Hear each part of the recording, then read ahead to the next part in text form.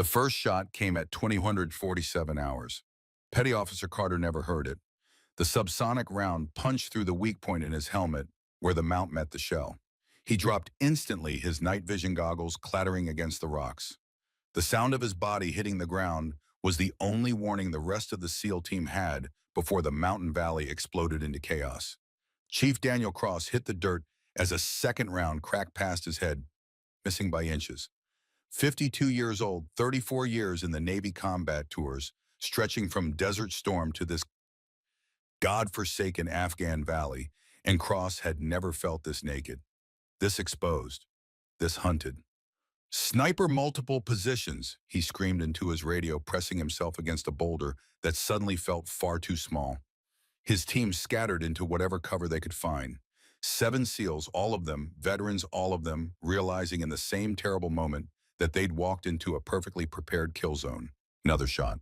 Petty Officer Morrison screamed as the round shattered his leg below the knee. He went down hard, his rifle skittering away across the rocks. Then a third. Corporal Jensen took it in the shoulder, spinning him like a rag doll before he collapsed. "Skywatch, this is Alpha Team." Cross fought to keep his voice steady even as his world tilted sideways. "We're pinned down by multiple snipers with thermal capabilities. 3 down, 1 KIA. Need immediate support." The radio crackled with static before the response came, and Cross's heart sank even before he heard the words. "Alpha Team, nearest air support is 40 minutes out. Ground reinforcements are 60 minutes. Can you hold position?"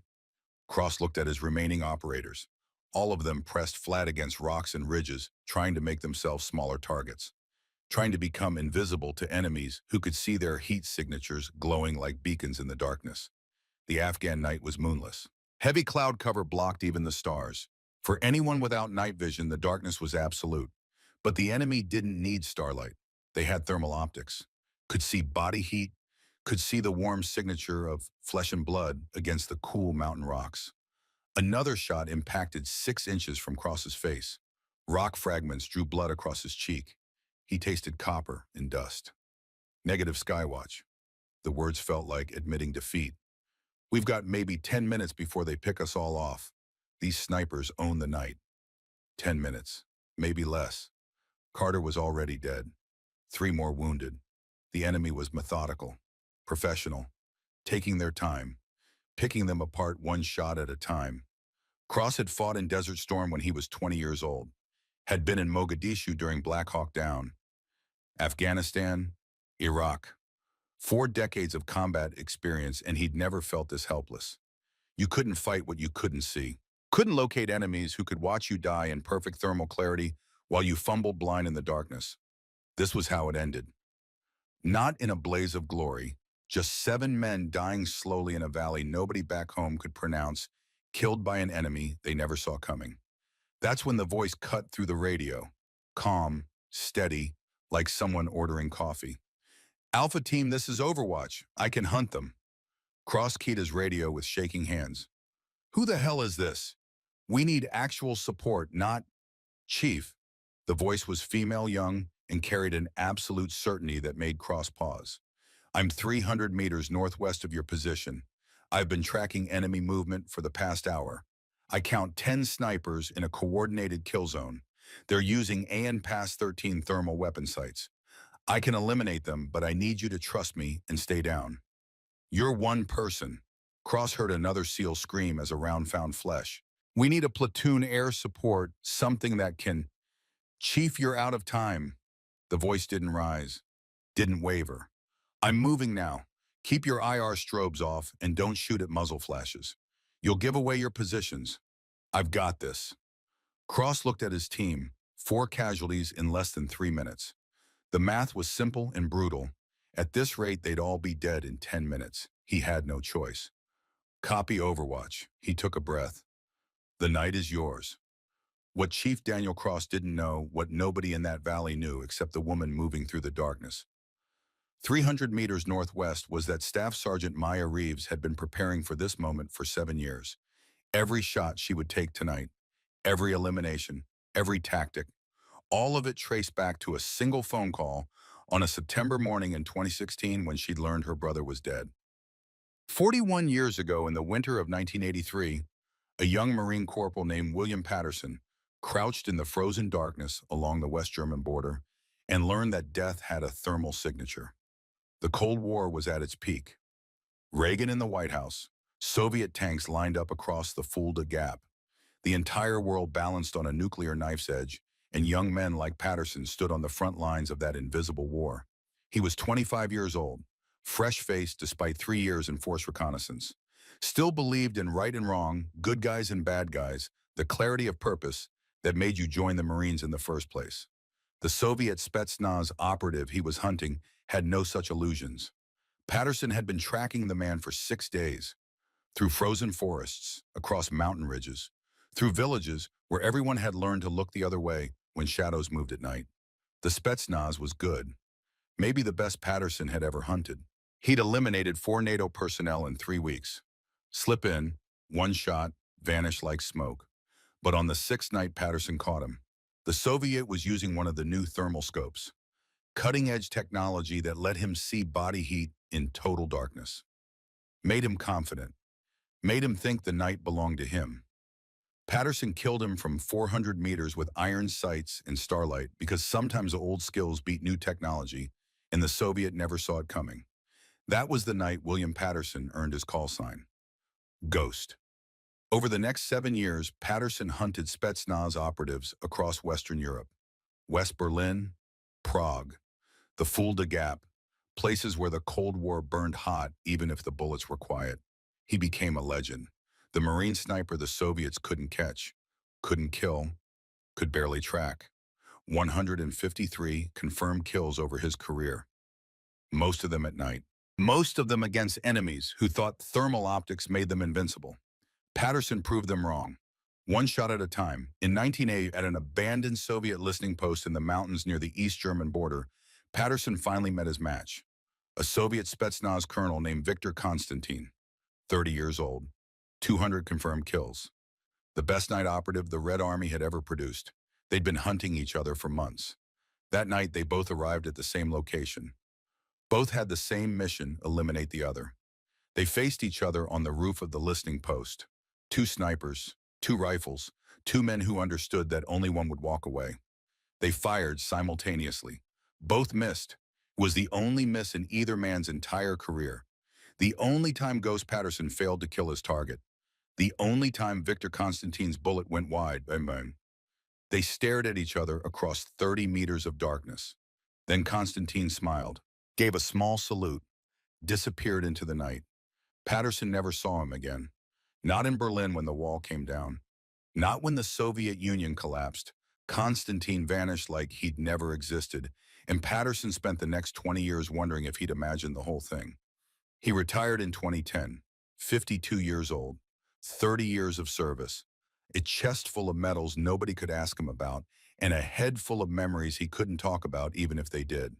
Then came the diagnosis: lung cancer, terminal, chemical exposure from operations that officially never happened in countries the Marines officially never visited. 6 months, maybe a year. That's what the doctor said. Patterson bought a small house near Fort Bragg and waited to die. That was the plan anyway until a young Army private showed up on his doorstep in September 2016 with rage in her eyes and a photograph in her hands. Her name was Maya Reeves, 25 years old, skinny, determined, eyes that wouldn't look away. The photograph showed a man in Army dress uniform, older than Maya by a few years. Same cheekbones, same stubborn jaw. His name was Thomas, she said, Captain Thomas Reeves, my brother. He died 3 weeks ago in Afghanistan. Sniper attack. 10 Taliban with thermal scopes in the mountains. Killed him and 4 Rangers in the middle of the night.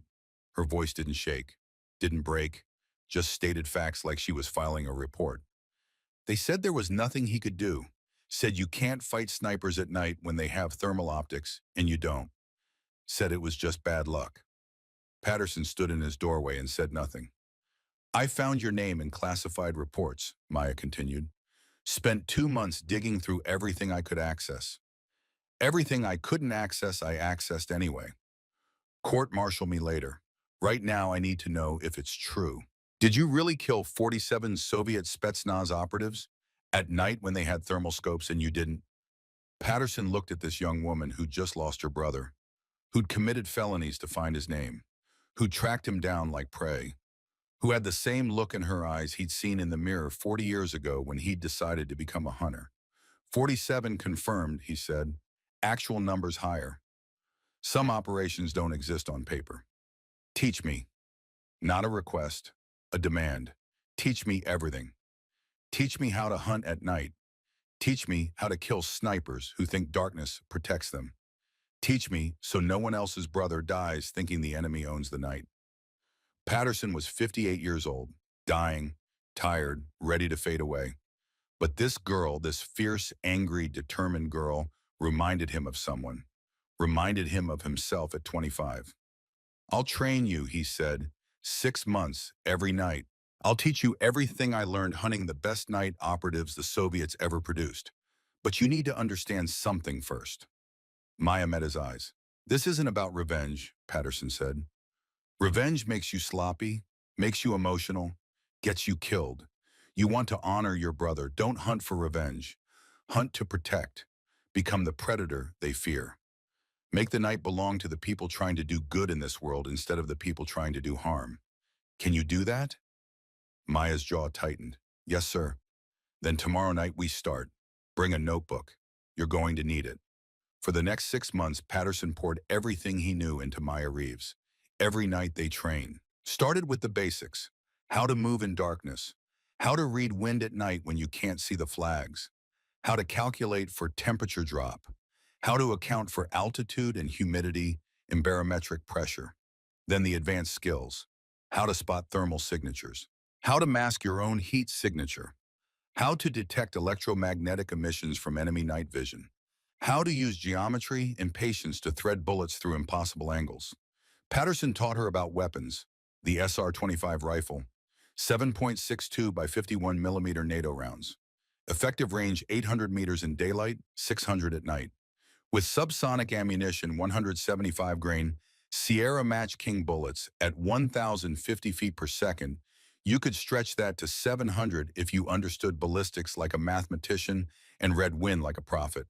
He taught her about optics, the AN-PVS-31 binocular night vision goggles, Generation 3 Plus white phosphor tubes, 40-degree field of view, and the cutting-edge technology Maya had requisitioned through channels. Patterson taught her how to access experimental DARPA fusion optics that combine thermal imaging with image enhancement.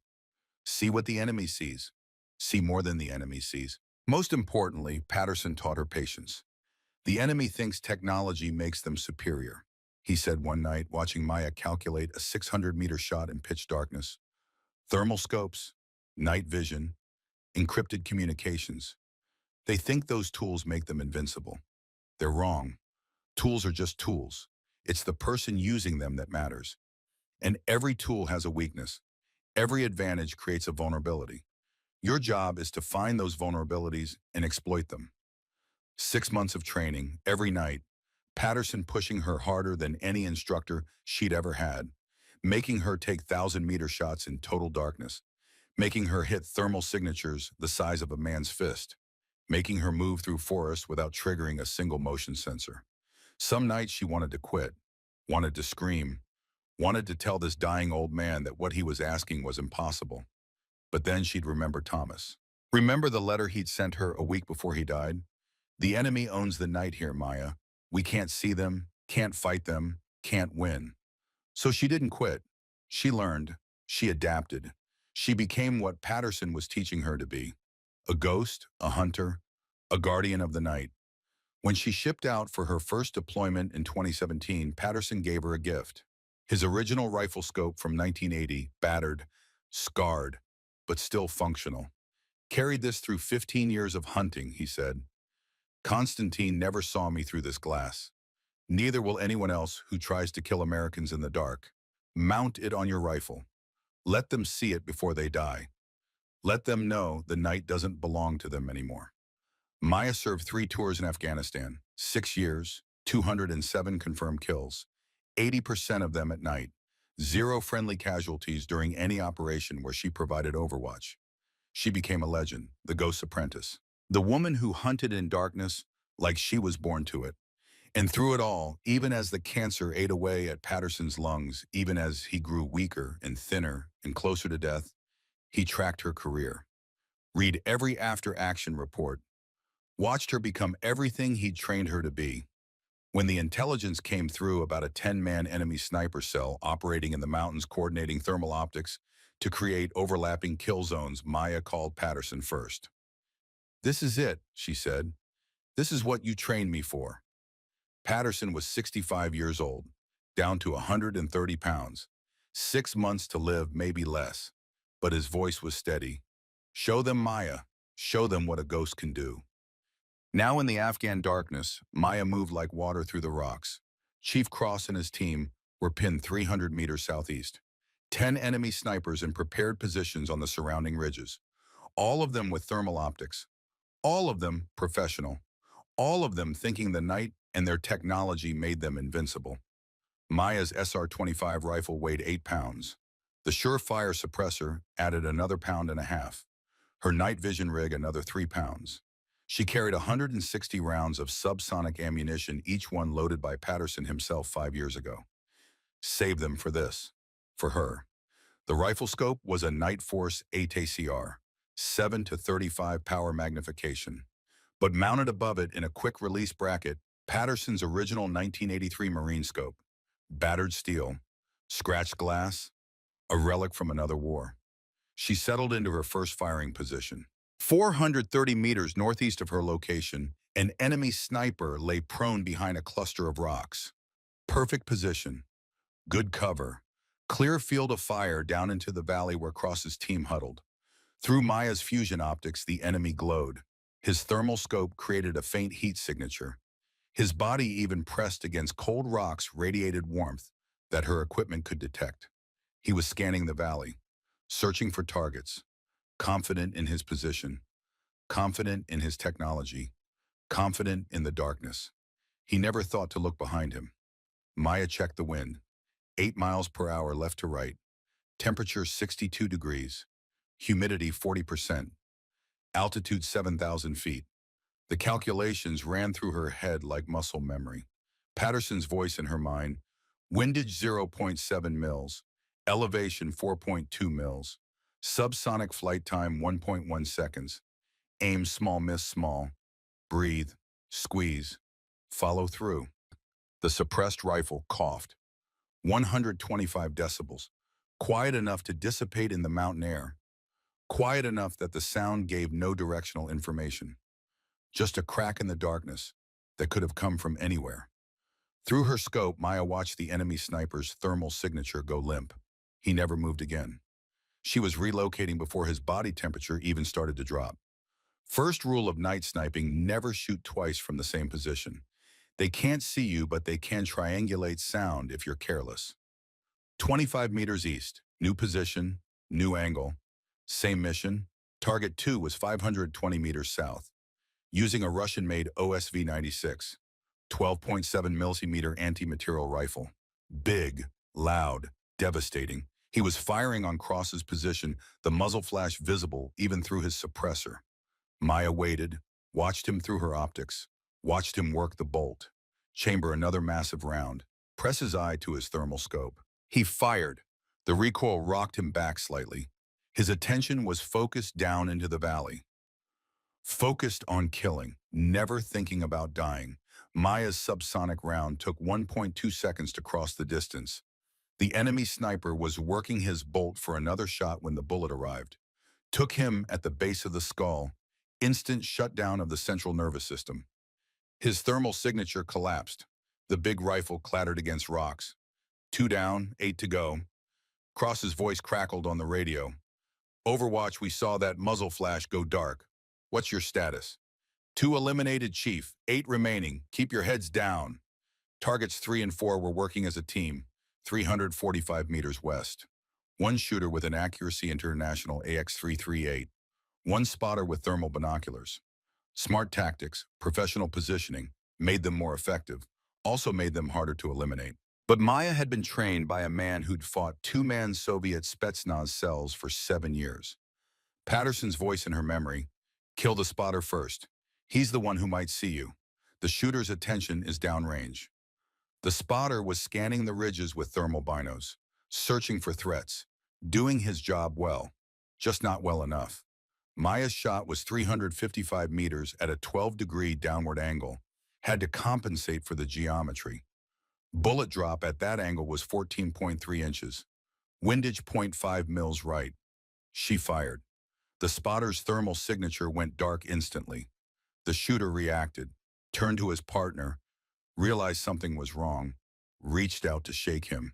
That moment of distraction was all Maya needed. 3 seconds after the first shot, she fired again. Same hold. Minor adjustment for the new target's position. The shooter collapsed across his partner's body. 4 down, 6 to go.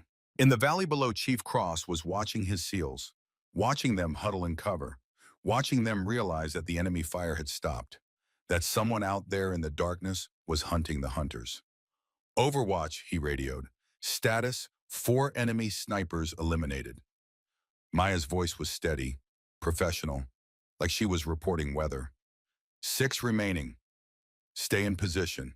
This is going to take a few more minutes. Cross looked at Petty Officer Ryan Hayes, 29 years old, 8 years in the teams, combat veteran of Afghanistan and Iraq. Hayes was staring out into the darkness with something like awe. Chief, Hayes whispered. Who is she? Cross shook his head. He'd fought in Desert Storm, Somalia, 2 decades of Afghanistan and Iraq. He'd worked with Delta Force operators, DevGru SEALs, Special Forces legend after legend.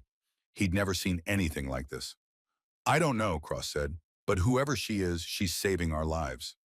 Target 5 was the hardest yet, 680 meters east, positioned in a cave entrance that gave him almost complete cover.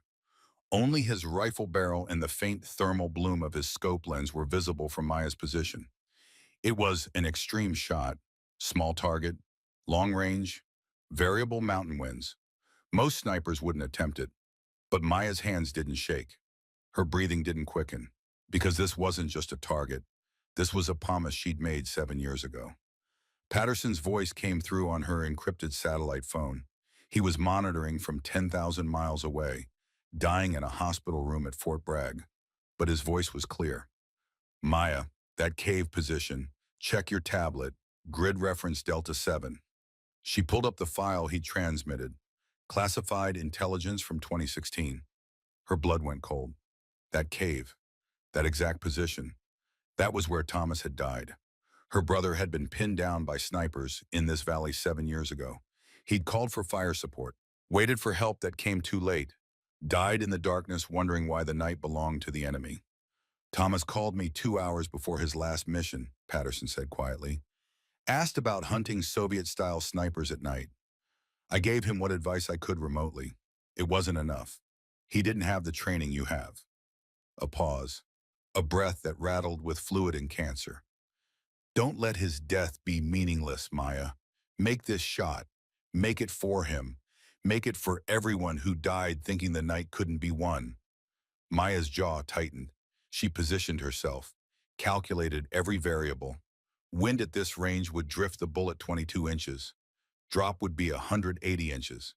She had to aim 6 inches behind where the thermal bloom indicated the enemy's head would be.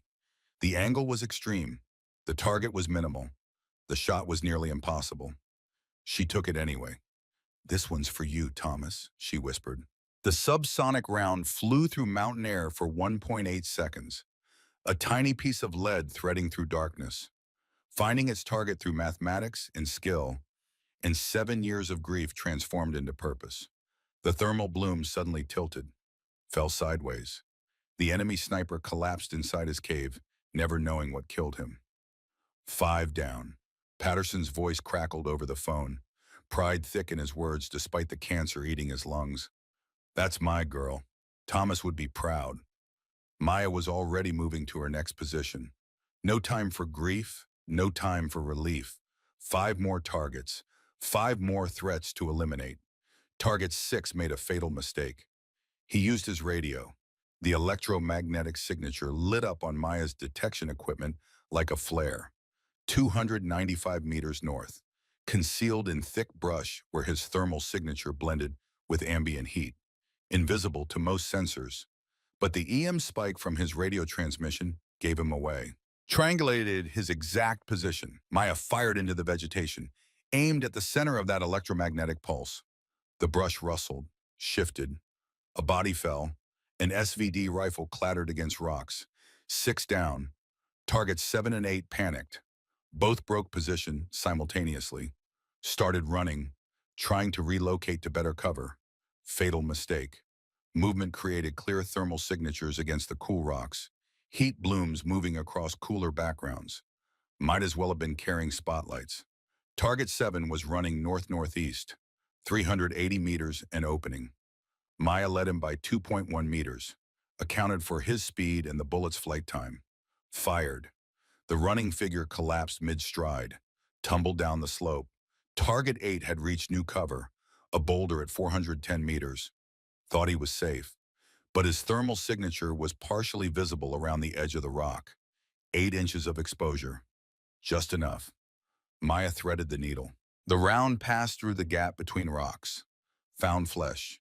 The thermal signature disappeared. 8 down. 2 remaining. The last 2 enemy snipers had gone completely dark. Thermal scopes off. No movement. No emissions. Making themselves as small and cold as possible. They knew they were being hunted by someone with superior capabilities. Their only hope was to hide. Wait. Hope she couldn't find them. But Maya had been tracking these snipers for 3 days. Knew their positions. Knew their patterns. Knew where they'd retreat when they went to ground. Target 9 was 580 meters southeast, in a narrow crevice in the rocks that provided perfect thermal protection. The rocks masked his heat signature completely. He was invisible to thermal imaging, invisible to most detection methods. But Maya had watched him prepare this exact position 48 hours ago, knew precisely where a prone sniper would lie for optimal firing angle. Knew the geometry of that crevice like she'd carved it herself. She fired into the darkness, at a target she couldn't see, aiming at where experience and observation told her he had to be. For a long moment, nothing happened. Just darkness and silence, and the cold mountain wind. Then a thermal bloom appeared, the heat of fresh blood, 98.6 degrees warming cold rocks, a body's final thermal signature. 9 down, the last enemy sniper was the best of them, completely still for 14 minutes. No movement, no emissions, no tells, just patience and discipline in the desperate hope that he could outlast the hunter. But everyone makes mistakes eventually. Everyone's body betrays them in the end. After 14 minutes, he shifted his weight, microscopic movement, just enough to ease cramped muscles, just enough to press his body against rock in a new position.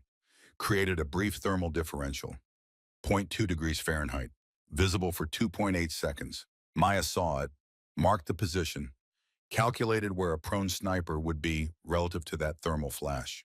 Fired. For a moment, nothing.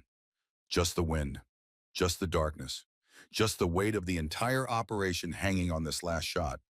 Then Cross's voice on the radio, Overwatch, we've got thermal bloom appearing 580 meters east-southeast. No movement. Targets down. Maya allowed herself one breath. Just one. Then keyed her radio. Alpha team, this is Overwatch. All 10 enemy snipers eliminated. You're clear to move. I'm coming to you. In the valley, 7 SEALs slowly emerged from cover.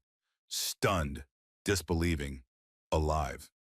Chief Cross stood up, looked out into the darkness where their guardian angel had been operating, where one person had eliminated 10 professional snipers in 4 hours of darkness, where someone had done the impossible and made it look routine. Overwatch, what's your position? We need to link up. 3 minutes, Chief. Stay where you are. Maya moved down from the ridges. Her night vision showed her the terrain in perfect clarity. She'd been operating in this darkness for 4 hours, moving between positions, taking shots that most snipers would consider impossible, doing what Patterson had trained her to do. When she reached the valley floor, the SEALs were still in a defensive posture, still processing what had just happened, still trying to understand how they were alive. Chief Cross stood as Maya approached. Even in darkness, even through night vision, she could see the shock on his face. She was 32 years old, average height, lean build from years of mountain operations, covered in ghillie netting, carrying a rifle that looked more like a work of art than a weapon, equipment that seemed straight out of science fiction. Staff Sergeant Maya Reeves, she said, extending her hand. Sorry I couldn't warn you before you walked into the ambush, Chief. Command channels were backed up. Cross shook her hand. His grip was firm, steady, but she could feel the slight tremor, the adrenaline still working through his system. Sergeant, he paused, seemed to be choosing his words carefully. I've been in this business since Desert Storm, fought in Somalia, 20 years of Afghanistan and Iraq. What you just did, he shook his head. I've never witnessed anything like it. 10 enemy snipers, 4 hours, total darkness, 0 friendly casualties under your watch. I had a good teacher, sir. Maya patted her rifle. Best night warrior the Marines ever produced. She unclipped something from her vest, a worn photograph in a protective sleeve, handed it to Cross. The picture showed a young Marine, 25 maybe, holding a Soviet SVD rifle like a trophy, standing in snow along what looked like the German border. On the bow were written in faded ink, CPL W. Patterson, 1983 Fulda Gap. Cross stared at the photo. His expression changed. Recognition. Respect. Something like awe. Ghost Patterson. His voice was quiet. I heard stories about him when I was a boot ensign in '89. Cold War Marines talked about him like he was supernatural. The legend who hunted Spetsnaz across Europe. He looked up at Maya. He trained you. 6 months, every night, everything he learned hunting Soviet night operatives for 15 years. Ryan Hayes approached. The young SEAL was carrying a tactical notebook, taking notes like a college student. Ma'am, Hayes said, that shot through the cave opening at 680 meters. How did you calculate for the wind drift through the mountain pass? And Maya, because Patterson had taught her to always pass knowledge forward, told him, explained the mathematics, the geometry, the patience, all of it. Because that's what Guardians do. They don't just hunt, they teach. They pass the legacy forward. Cross organized his team. 3 wounded but stable. 1 dead. Petty Officer Carter had never had a chance. Maya looked at Carter's body and felt a familiar weight. Almost too late. If command had listened to her intelligence reports 3 days ago, if the bureaucracy hadn't delayed her warnings, if. But dwelling on the ifs didn't bring Carter back. Didn't change anything except to make the next operation more urgent. Chief, I need to verify the eliminations, Maya said. Make sure all 10 are confirmed dead and collect intelligence from their positions. Can your team assist? We'll split into teams and check each position, Cross said. But I'm coming with you to the first one. I need to see this for myself. They moved through the darkness to the nearest enemy position, the one 430 meters northeast. When they reached it, Cross used his night vision to examine the scene. The enemy sniper was exactly where Maya had said, dead from a single headshot. His thermal scope still in position, still faintly warm from recent use. Professional setup. Good cover. Excellent field of fire. Prepared fallback routes. This wasn't an amateur. This was someone with serious military training. You made this shot from where? Cross asked. 380 meters. Ridge on the opposite side of the valley. He never knew I was there. Cross studied the body, the positioning, the equipment. This man was trained. Look at his setup. Former Spetsnaz, maybe GRU. Probably fought in Chechnya, Georgia, maybe Ukraine before coming here. This isn't Taliban insurgent. This is professional soldier. They were all professional, Maya said. All 10. Coordinated tactics, military discipline. Someone trained them well. They moved to verify the other positions. Each one the same. Professional positioning, good equipment, military precision. All of them dead from single shots in total darkness. Cross's respect grew with each position they verified. By the time they'd confirmed all 10 kills, he understood what he'd witnessed. Not just skill, not just training, but something more. Something that separated legends from everyone else. After they'd verified the last position, Ryan Hayes found something. A waterproof document case hidden beneath rocks near the 10th sniper's body. Chief, you need to see this. Inside the case, photographs, intelligence reports, all in Russian with English translations. all focused on one target. Maya's face stared up from a dozen surveillance photos. Different locations, different operations. Someone had been tracking her for months. The title page made her blood run cold. Target American Night Hunter, codename Ghost Female Operative. Subtitle, Phase 1 Intelligence Gathering Complete. Phase 2 Eliminate Training Cadre in progress. Phase 3 Neutralize Ghost authorized. The final page showed a mission commander's signature, Cyrillic letters that Maya recognized even before the English translation beneath V. Konstantin Colonel GRU Spetsnaz Return. Maya's hands didn't shake, but something cold settled in her chest. A name from Patterson's past, a ghost from the Cold War, a legend that was supposed to be dead. You know this name, Cross said. Not a question. Victor Constantine. Maya's voice was steady. My mentor spent 15 years hunting him during the Cold War. Patterson's white whale, the Soviets' best night operative, 300-plus kills across Europe, disappeared after the Soviet Union collapsed in '91. We thought he died. She looked at Cross, at Hayes, at the dossier that showed her tactics, her equipment, her patterns, all of it studied, analyzed, prepared for. This wasn't a random ambush, Chief. These 10 snipers were bait. Constantine has been studying me, learning how I operate, and now she flipped to Phase 2, saw the list of names. 12 operators she'd personally trained in night warfare tactics, all of them marked as targets. Now he's coming for everyone I've trained. Cross pulled out his radio. I need to get this to command immediately.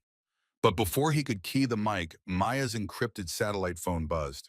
Patterson, calling from Fort Bragg, from his hospital bed where cancer was eating him alive. She answered. Ghost. Patterson's voice was rough, weak, but still carried authority. Maya, I've been monitoring your encrypted traffic. I saw the name Constantine in your last transmission. He's alive, Maya said, and he's been hunting me, studying me. The 10 snipers tonight were just intelligence gathering for him. A long pause. Patterson's breathing was labored, wet. The cancer was winning. Victor Constantine was my equal, Maya, maybe better. For 15 years, we hunted each other across Europe, and neither of us ever landed a killing shot. He's got 35 more years of experience now, 35 years of hate and skill and cunning. Then it's time I met him, Maya said. He'll kill you. Or I'll kill him. Either way this ends. She looked at the dossier, at Phase 2 listing 12 of her students as targets. He's not just hunting me anymore, Ghost. He's hunting everyone I've trained, everyone you taught me to create. If we don't stop him, he'll destroy everything we've built. Patterson was quiet. Maya could hear machines beeping in the background, medical equipment keeping him alive. Then I taught you too well, Patterson finally said, because you're right. This needs to end, and you're the only one who can end it. A rattling breath. But Maya, don't hunt him for revenge. Don't hunt him to prove you're better. Hunt him because he threatens good people trying to do good work. Hunt him as a guardian, not a killer. I understand, Ghost. I know you do. That's why I trained you. That's why you'll beat him. Another breath. Now go. Save your students. Finish what I started 40 years ago. Show Constantine that the night belongs to Guardians now, not ghosts from the Cold War. Guardians. The line went dead. Maya stood in the Afghan darkness surrounded by the bodies of 10 professional snipers she'd eliminated in 4 hours. Held a dossier showing that a Soviet legend was hunting her and everyone she'd trained. Knew that Phase 2 was already in motion. Chief Cross was watching her, waiting for orders even though she technically wasn't in his chain of command. What do you need from us, Sergeant? Maya looked at him. This man who'd fought in Desert Storm, who'd seen Black Hawk Down, who understood what it meant when ghosts from old wars came back to haunt the living. I need transport to Fort Bragg immediately, and I need you to trust that what happens next is necessary. Cross nodded. Consider it done. As they moved toward the extraction point, Maya looked back one last time at the valley where she'd made 10 impossible shots, where she'd saved 7 SEALs from an ambush meant to study her tactics. Constantine thought he was the hunter, thought his 40 years of experience and Cold War legacy made him superior, thought Phase 1 was complete, and he understood how Maya operated. He was wrong. because Patterson hadn't just taught Maya how to hunt. He'd taught her how to think, how to adapt, how to become something more than just a skilled shooter. He'd taught her to be a guardian. And guardians didn't run from threats. They eliminated them. Phase 2 was in motion. 12 of her students were in danger. Time to show Victor Constantine what happened when Soviet ghosts came after American guardians. The night belonged to her now, and she was just getting started. 48 hours after Maya eliminated 10 enemy snipers in the Afghan mountains, she stood in a classified briefing room at Boardroom airfield and learned that Victor Constantine wasn't just alive. He was winning. Colonel Sarah Mitchell stood at the head of the room. 58 years old career intelligence officer, a woman who'd spent 3 decades reading classified reports and rarely showed emotion. She was showing it now. Staff Sergeant Reeves, what we're about to discuss doesn't leave this room. Mitchell gestured to the screen behind her. The 10 snipers you eliminated 3 nights ago were part of a larger network, much larger. The screen flickered, showed surveillance photos, intelligence reports, a web of connections that stretched across 3 continents. 18 operatives, Mitchell continued, all former military, Russian, Georgian, Ukrainian, Chechen, all trained to the same standard, all operating under the same command structure. She paused, all trained by Victor Constantine. Chief Cross sat forward in his chair. He'd been in briefings like this before, back in the 90s when Soviet advisors were turning up in places they shouldn't be, training people who shouldn't have had access to that level of skill. We thought Constantine died in 91, Cross said, when the Soviet Union collapsed. So did we. Mitchell pulled up another file. Grainy photos from the Cold War, a younger Constantine in Spetsnaz uniform, then later photos. Desert environments, urban warfare. The face older, but the eyes the same. Cold, calculating, patient. He didn't die, he adapted. Went private. For 32 years, he's been training enemy forces. Iraq, Afghanistan, Syria. Anywhere someone would pay for his expertise. She looked directly at Maya. And for the past 6 months, he's been studying you. Maya's jaw tightened. She'd known Constantine had her dossier. But 6 months of surveillance was more than just preparation. That was obsession. Mitchell continued, the 10 operatives you killed were what we're calling the beta cell. Their mission wasn't to kill your SEAL team. It was to observe your tactics, study your methods, document your capabilities. She pulled up the dossier they'd recovered. Pages of notes in Russian and English, technical analysis of Maya's shooting positions, mathematical models of her decision-making process, psychological profiles. They sacrificed 10 trained operatives just to learn how you work, Mitchell said. That's how seriously Constantine takes you as a threat. Or as a target, Cross added quietly. Both. Mitchell pulled up new intelligence. We've intercepted communications. Constantine has moved to phase 2. The Alpha Cell, 80 operatives, better trained, better equipped, and their mission isn't observation. The screen showed 12 photographs, all American military personnel, all faces Maya recognized instantly because she'd trained every single one of them. Her students, operators she'd personally taught night warfare tactics over the past 2 years. Rangers, SEALs, Marines, Delta. The next generation of night hunters she was creating to carry Patterson's legacy forward. These 12 operators are stationed at 3 locations, Mitchell said. 4 at Fort Bragg running training cycles. 3 at Quantico teaching reconnaissance courses. 5 currently deployed with a joint task force in Syria. She met Maya's eyes. Constantine's Alpha Cell is targeting all 3 locations simultaneously. Estimated time to strike 48 to 72 hours. The room went silent, everyone understanding what that meant. Constantine wasn't just hunting Maya. He was destroying her legacy, killing everyone she'd trained, making sure Patterson's methods died with them. Ryan Hayes spoke up. Colonel, we pull them in. Defensive posture, concentrate forces. That's exactly what Constantine wants, Maya said. Her voice was quiet but carried authority that stopped the conversation. Gather them in one location, easier to hit. One strike kills everyone instead of him splitting his forces across 3 targets. Then what do you suggest, Sergeant Mitchell asked. Maya stood, walked to the screen. Study the intelligence with the same focus she used to study terrain before a shot. We go offensive. Draw him out. Use me as bait. Cross shook his head. That's suicide. You'd be walking into a trap. I'd be setting a trap, Maya corrected. Constantine thinks he understands how I operate. He spent 6 months studying me. 10 of his people died gathering that intelligence. He's confident now, thinks he knows my patterns.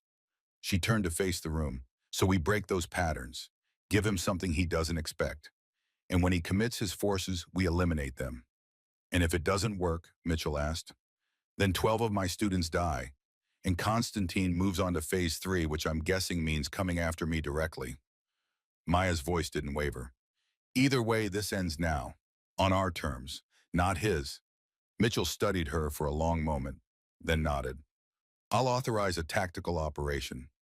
You'll have full support. But Sergeant Reeves, this goes wrong. It's on both of us. Understood, ma'am. As the briefing broke up, Cross approached Maya. You know this is what he wants. You aggressive, emotional, making mistakes because you're trying to protect your people. I know, Maya said. That's why I'm not going in emotional. I'm going in with a plan and the best tactical advisor in the business. Who? Maya pulled out her satellite phone.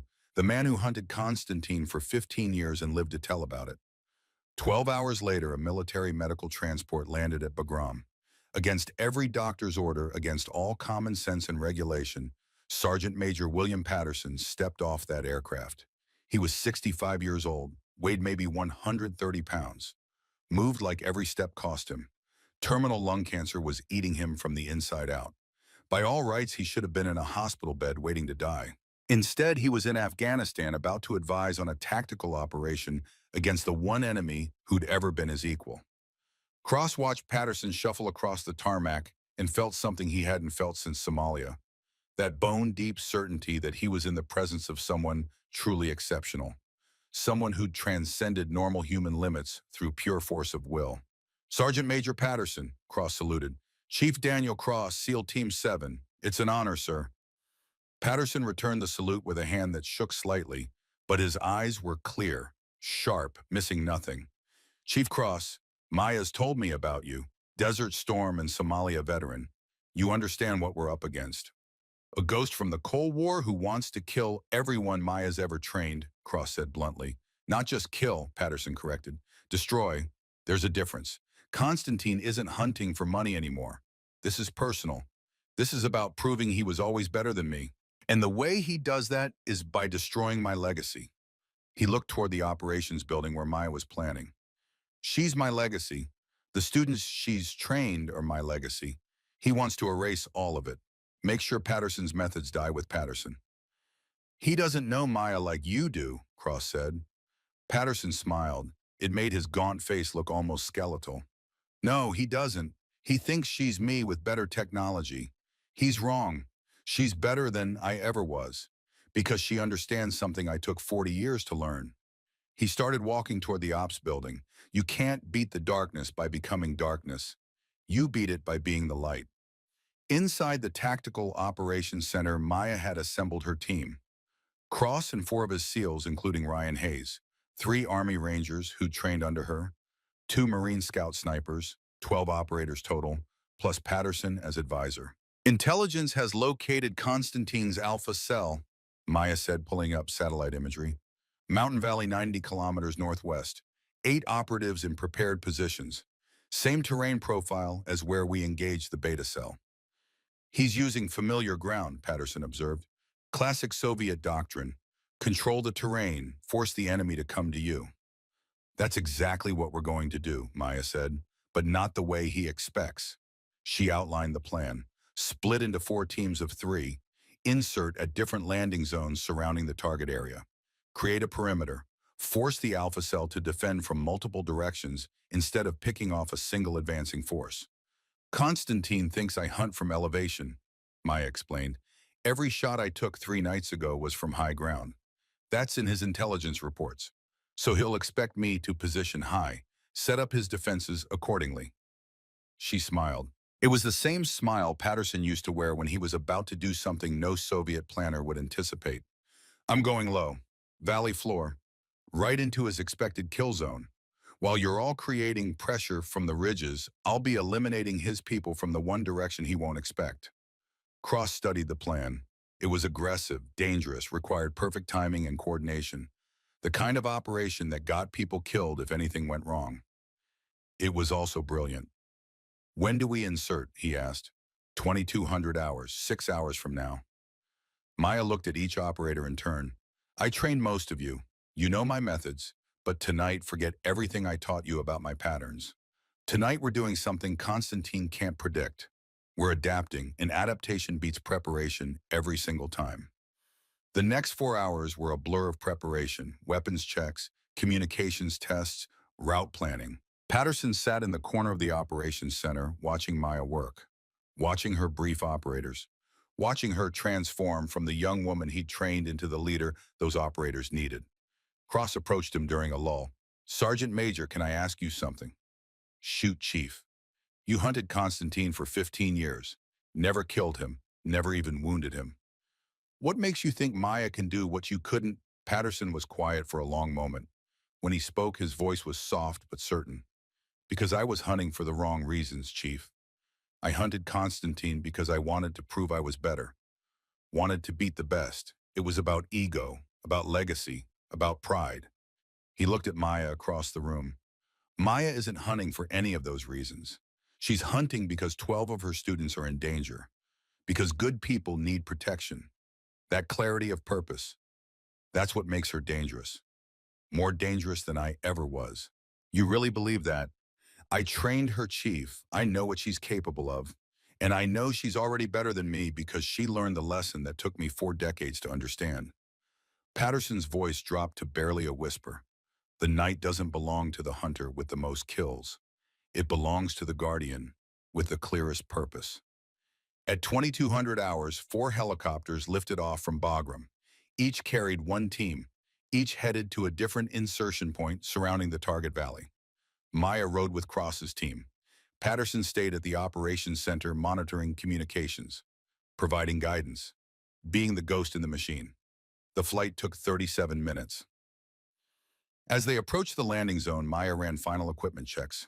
SR-25 rifle, Patterson's vintage scope mounted above her modern optics. 160 rounds of subsonic ammunition. Night vision and thermal fusion system. Electromagnetic detection gear. Everything she'd used 3 nights ago to kill 10 snipers. Everything Constantine knew about from the intelligence his beta cell had gathered. That's why tonight would be different. The helicopter flared, touched down. Maya's team sprinted into the darkness, and the bird was gone 15 seconds later. 60 seconds after that, 4 teams confirmed safe insertion. Guardian teams, this is Overwatch. Maya's voice was steady on the encrypted channel. Move to assigned positions. Maintain communications discipline. Remember your training. Trust your equipment. Trust each other. They moved through mountain darkness toward the target valley. Maya's team approached from the south, Cross and Ryan beside her. One other SEAL providing rear security, professional, silent, efficient.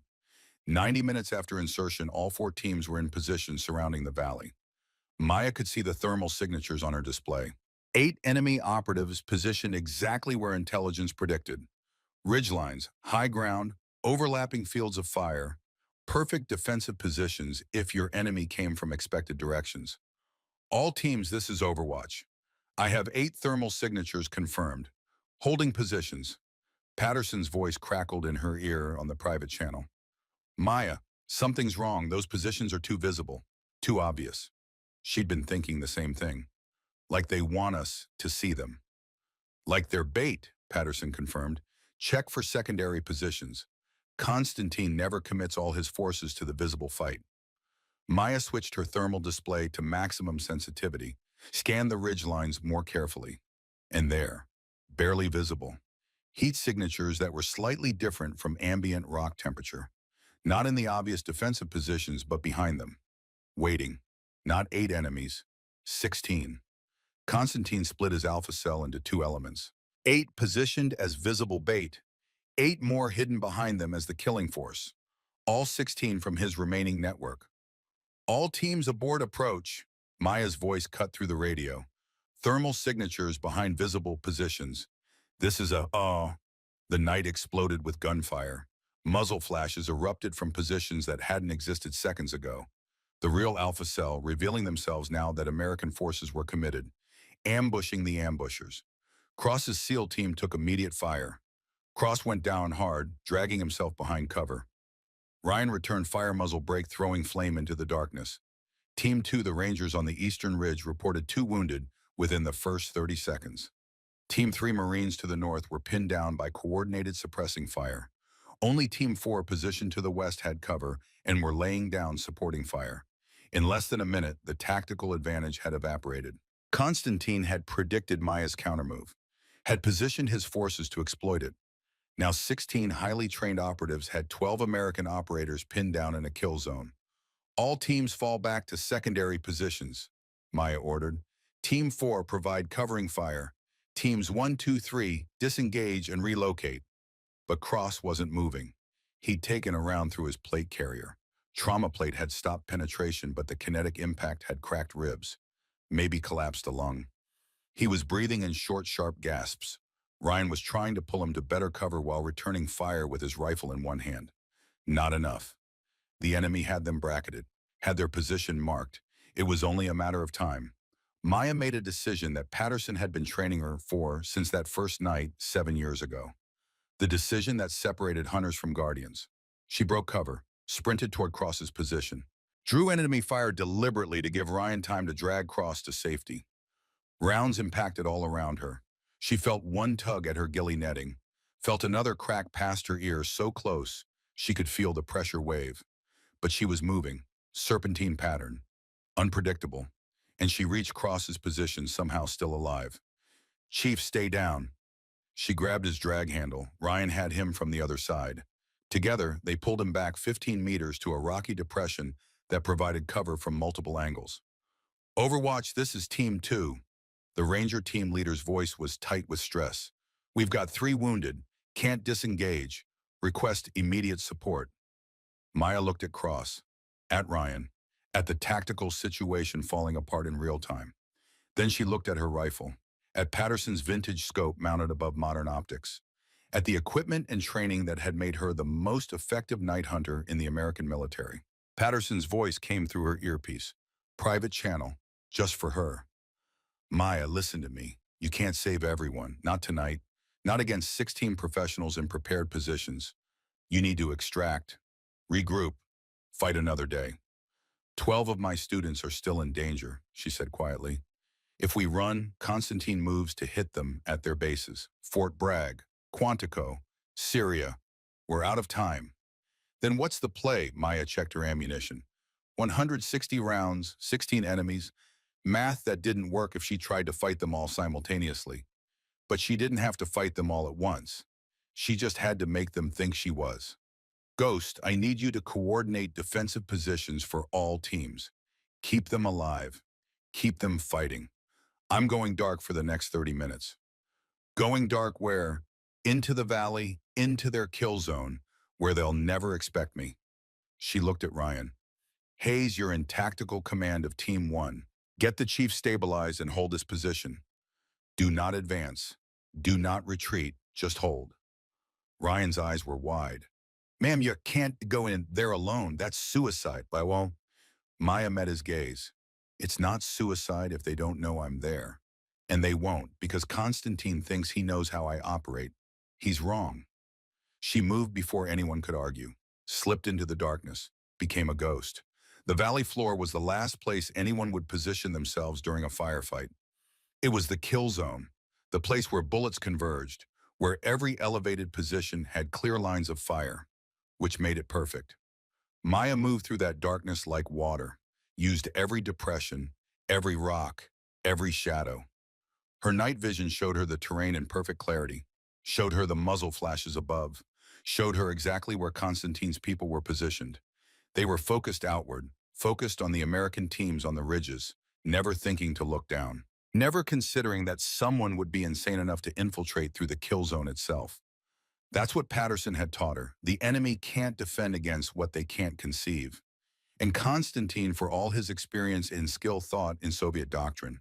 thought in terms of elevation and overlapping fields of fire, thought in terms of the tactics that had made him legendary 40 years ago.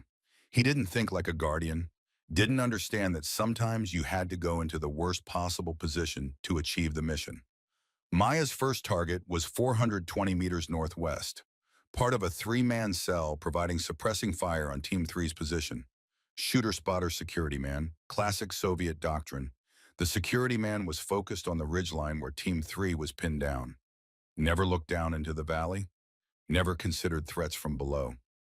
Maya's shot was at an upward angle, 340 meters at 22 degrees of elevation. She compensated for the geometry, for gravity working differently on an ascending bullet, for wind that flowed differently at valley floor level versus ridge level. The security man dropped without a sound. His partners didn't notice for almost 10 seconds. When they did, confusion rippled through their coordination. Where had the shot come from? All American forces were accounted for on the ridges. Who was in the valley? Maya relocated immediately. 30 meters east. New position, new angle. The spotter was scanning with thermal binoculars trying to locate the threat, trying to find a heat signature that shouldn't exist. But Maya had been trained by a man who'd hunted Spetsnaz for 15 years.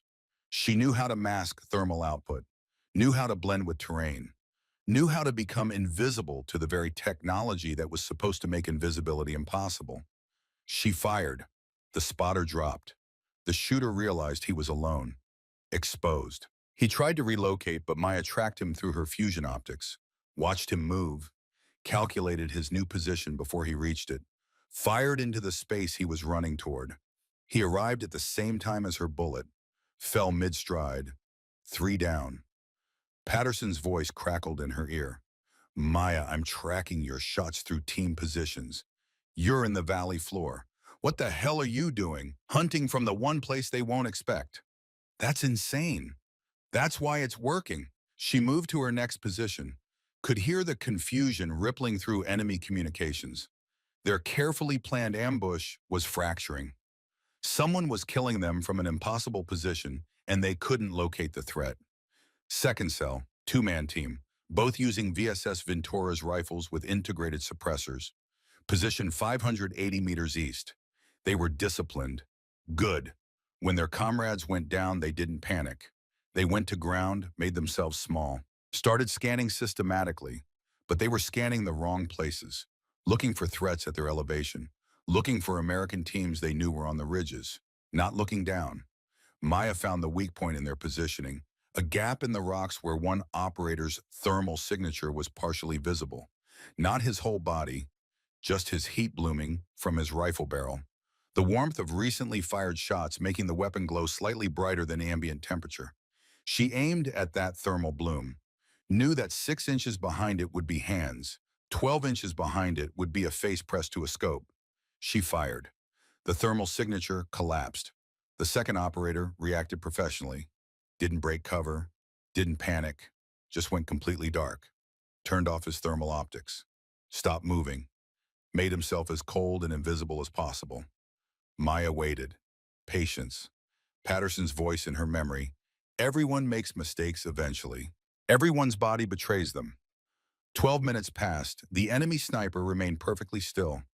Professional discipline. The kind of patience that came from years of training. Then his radio crackled. Someone on his team asking for status. He had to respond. Had to key his transmit button. That electromagnetic pulse lit up Maya's detection equipment like a flare. Triangulated his position instantly. She fired into the darkness at coordinates provided by technology the Soviets never had when Patterson was hunting them. 5 down.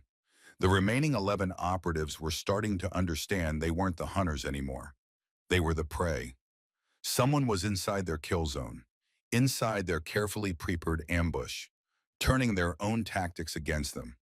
Maya heard orders being given in Russian over captured radio frequencies. Regroup, consolidate, defend. They were going defensive. Exactly what she needed. All Guardian teams, she transmitted. Enemy is consolidating positions. I'm marking targets. On my signal, concentrated fire on marked positions. Patterson coordinated from the operations center, linked all 4 American teams. created a firing solution that would hit enemy positions from multiple angles simultaneously. Guardian teams stand by. Overwatch is marking targets. Maya moved through the valley, used her laser designator to paint targets for the American teams. Each enemy position, each consolidated defensive location, all of it visible now that they'd stopped thinking about ambush and started thinking about survival. All targets marked, Maya transmitted. Fire on my signal. 3, 2, 1. Execute. The ridgelines erupted with coordinated gunfire. 12 American operators firing simultaneously at 11 enemy positions. Not random suppressing fire, precise, targeted, coordinated. The enemy ambushers caught in their defensive positions took casualties immediately. 3 more down in the first volley. Maya used the chaos to close distance, moved to within 300 meters of the nearest enemy cell, a 3-man team that had taken cover behind a large boulder formation. They thought they were safe, thought the boulder protected them from the American teams on the ridges. They weren't thinking about the threat from below. Maya's shots came from an angle they'd never considered, threading between rocks, finding flesh. 3 more down in rapid succession. 11 enemies had become 5 in less than 3 minutes, and those 5 were starting to break, starting to run. Fatal mistake. Movement created thermal signatures. Heat blooms against cool rocks. Targets for Maya's rifle and the American teams coordinating fire from the ridges. 2 more fell trying to relocate to better positions. 3 remaining, and all of them professionals, and all of them realizing they'd been outmaneuvered by someone better. All of them making the calculation that survival meant extraction. They broke contact, tried to disengage, tried to escape into the mountains. But Maya was already moving to cut off their retreat routes, and Patterson was directing the American teams to block every exit vector. The first enemy operative ran directly into Team 4's position. The Marines took him down before he could return fire. The second tried to hide, went to ground in a position that provided good cover but no escape routes, waited for Maya to pass by so he could take her from behind. But Maya had been trained by a man who knew every Spetsnaz tactic, every Soviet doctrine, every trick that Russian special forces had developed over 40 years of Cold War operations. She didn't pass by his position. She came at it from the one angle he couldn't defend, fired through a narrow gap he didn't know existed. 15 down, 1 remaining. Maya tracked him through thermal imaging, watched him move. He was good. Used terrain expertly, masked his thermal signature, made himself hard to follow.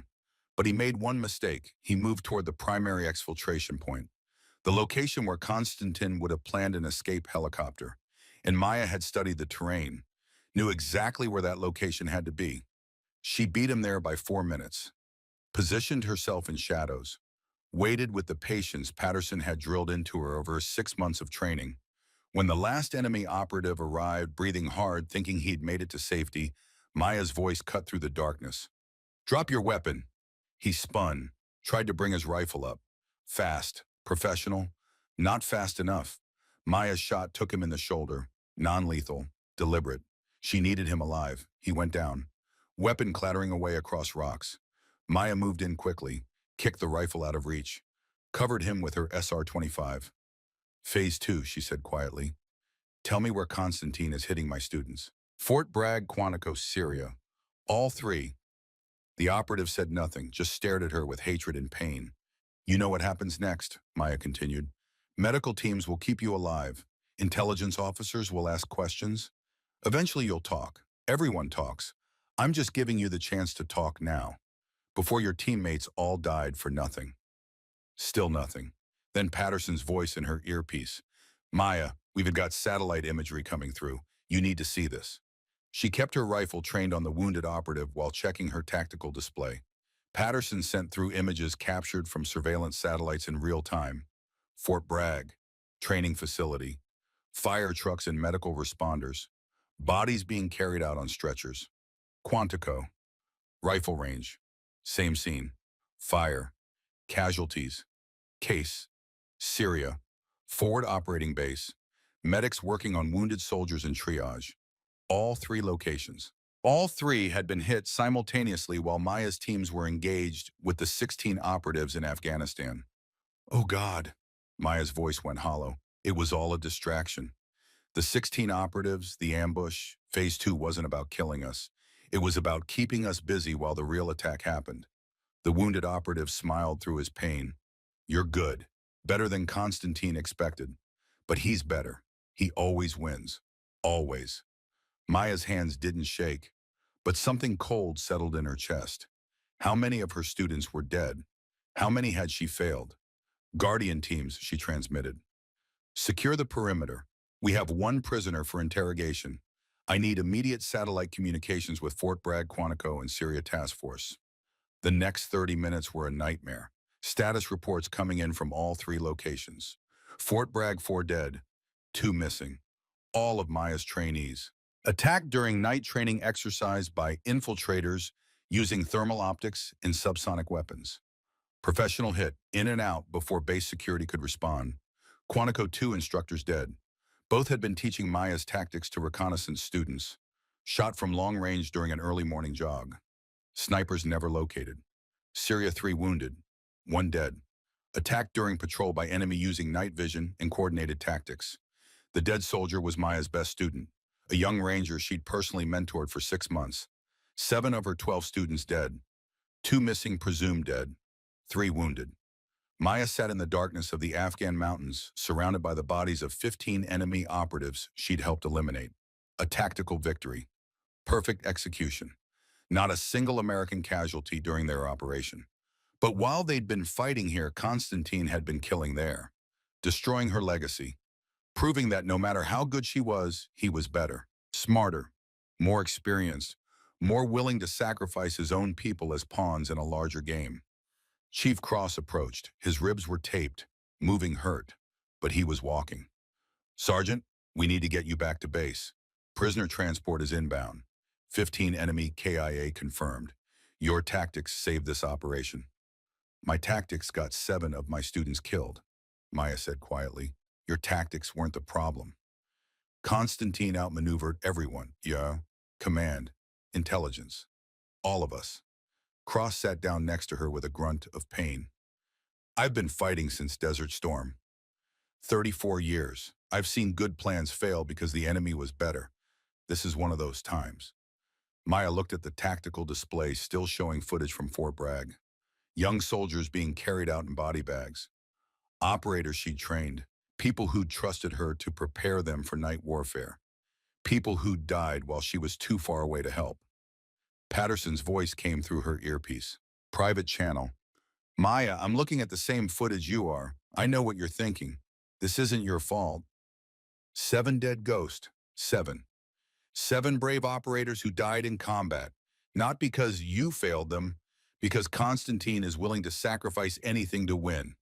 That's not strength. That's desperation. Patterson's voice was weak, the cancer and stress taking their toll. He sacrificed 16 of his own people tonight just to distract you. That's not the move of someone who's winning. That's the move of someone who knows he's running out of time. What do I do? Maya asked. Not as a soldier, as a student asking her teacher. You finish this, not for revenge, not to prove you're better, but because 5 of your students are still alive, because Constantine made this personal, and because sometimes the only way to stop a predator is to become what he fears most. What's that? Something he can't predict, can't outmaneuver, can't beat through experience or tactics. Patterson paused, his breathing rattled. He's spent 40 years being the hunter. Time to show him what it's like to be prey. Maya stood, checked her rifle, her ammunition, her equipment, everything she'd used to kill 15 enemy operatives tonight while Constantine killed 7 of her students somewhere else. The math was brutal. The reality was clear. Constantine was better at this game than she was, more experienced, more willing to sacrifice, more cunning. But he'd made one mistake. He'd made it personal. And personal meant Maya wouldn't stop, wouldn't quit, wouldn't rest until this was finished. Chief, she said to Cross, I need transport back to base, and I need every piece of intelligence we have on Constantine's location. What are you planning, Sergeant? Maya looked at the mountains, at the darkness that had been her domain for 7 years, at the night that Patterson had taught her to own. Phase 3, she said. Constantine invited me to finish this. Face to face. Hunter versus Hunter. She chambered around. Time to accept his invitation. As the video ended, Patterson's voice came through Maya's earpiece. Weak, labored, but with an edge she'd never heard before. Maya, that listening post, the coordinates Constantine sent. What about it, Ghost? A long pause, machines beeping in the background. 1985. That's where Constantine and I met, where we both missed, where we talked for 1 hour as friends before the war separated us again. Patterson's breathing rattled. He's not just inviting you to a fight, he's inviting you to where it all began, where he and I became equals, where our rivalry was born. Another pause. Maya, he's dying too. The intelligence file I just received. Constantine has stage 4 pancreatic cancer. 6 months prognosis. Same timeline as me. Maya's blood ran cold. He's dying. This isn't about winning anymore. It's about going out on his terms, taking my legacy with him before cancer takes him. It's a suicide mission, Maya, for both of you. She looked at the frozen frame of Constantine on screen, his gaunt face, the way he stood. Now that Patterson mentioned it, she could see it. The same hollow cheeks, the same weight loss, the same terminal look. Then we're both racing death, Maya said quietly. The question is, who reaches the finish line first? The question, Patterson corrected, is whether either of you survives to cross it. The coordinates came through encrypted channels 48 hours after Constantine killed 7 of Maya's students. A simple message. No threats, no demands, just numbers and a time. Grid reference 472, 72 hours. Come alone. Attached to the message was video footage. 3 of Maya's trainees, the ones missing from Fort Bragg, bound and kneeling in darkness. All 3 alive but beaten. Behind them stood a figure Maya had only seen in Cold War photographs. Victor Constantine, 68 years old, gray hair, weathered face, eyes like winter ice. Maya Reeves, he said in accented English. Patterson's masterwork. For 38 years, your teacher and I hunted each other. Neither of us ever landed the killing shot. We were equals, perfect balance. He placed a hand on one hostage's shoulder, but he got cancer, retired, never faced me again. So now I face his legacy instead. You have 72 hours. Come alone to these coordinates. Prove you're worthy of the ghost name, or I kill these 3 slowly and upload the videos for Patterson to watch as he dies. The video ended. Maya sat in the operations center at Boardroom and felt something cold settle in her chest. Not fear, not rage, just absolute clarity. This ended in 72 hours, one way or another. Colonel Mitchell stood across the briefing table. Sergeant Reeves, I cannot authorize a solo operation against a fortified position. It's suicide. Then don't authorize it, ma'am. Maya's voice was steady. Court-martial me after I bring my people home. Maya, Chief Cross stepped forward. His ribs were still taped from the ambush 3 days ago. Constantine has had months to prepare that location. He knows you're coming. He'll have every advantage.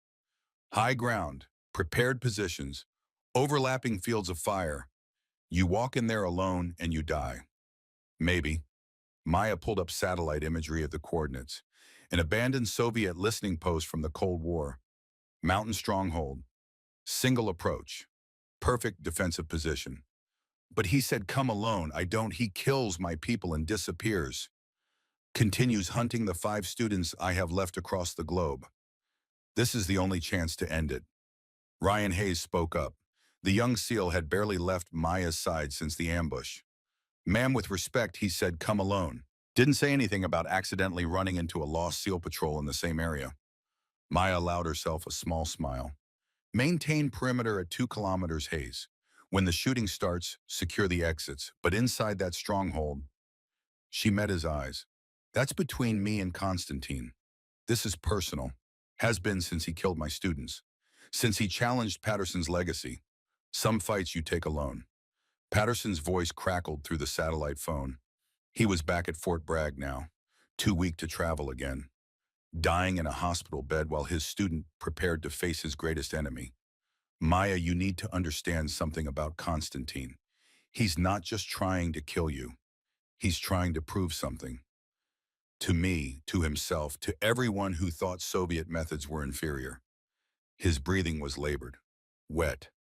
For 40 years he's lived knowing I was the one who got away, the one he couldn't kill, the one who proved American snipers could beat Soviet Spetsnaz at their own game. Your existence proves it again. My methods pass to you being effective. He can't stand it. So what's his weakness? Maya asked. Pride, same as mine was. He needs to win, needs to prove he's superior. That need will make him take risks, make him show himself when he should stay hidden. Patterson coughed, long and rattling.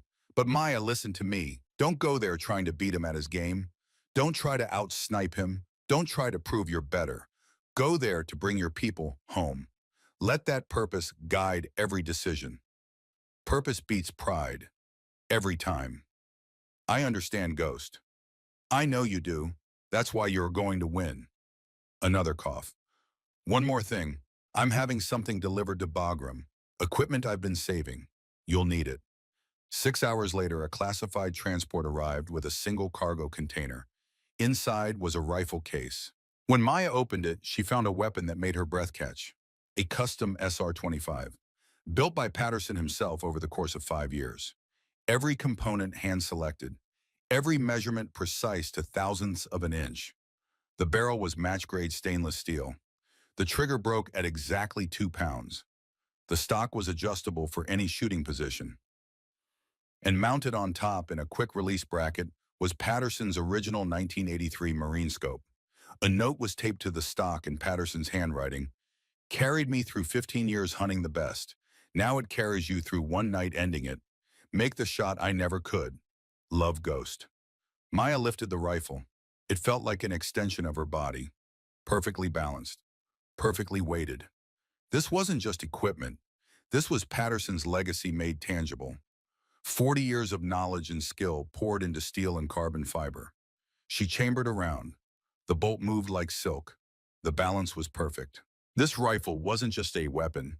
It was a promise, a commitment, a final gift from teacher to student. Thank you, Ghost, she whispered. The insertion was at midnight, 72 hours exactly from when Constantine's message had arrived. Maya went in alone. Chief Cross and his SEAL team inserted 2 kilometers out, established a perimeter, prepared to secure escape routes.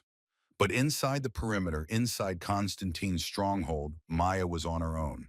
The approach took 6 hours. Maya moved through mountain darkness with every skill Patterson had taught her. Silent, efficient, invisible. She covered 6 kilometers of hostile terrain without triggering a single sensor, without creating a single thermal signature that could be tracked. By the time she reached the outer perimeter of the Soviet listening post, dawn was 3 hours away. Perfect timing. Constantine would be expecting her at dawn, expecting her to use low light for the final approach. She'd arrived early, disrupted his timeline, changed his plan. First rule Patterson had taught her: never let the enemy dictate tempo. The listening post was a Cold War relic, concrete bunker built into the mountainside, steel doors, reinforced walls, designed to withstand anything short of a direct nuclear strike. Around it, open ground, kill zones, perfect defensive position. Constantine had chosen well. This was where he wanted the confrontation, where he had every advantage. Maya studied the terrain through her night vision, located 4 sentry positions, professional placement, overlapping coverage, Constantine's remaining operatives, the best he had left after losing 16 in the ambush and 15 in the valley fight. 4 guards, then Constantine himself inside, plus 3 hostages. Maya could take the guards from distance, could eliminate them one by one like she'd done dozens of times. But that would alert Constantine, would give him time to kill the hostages, time to disappear. She needed to get inside, needed to reach him before he knew she was there. That meant going through the front door.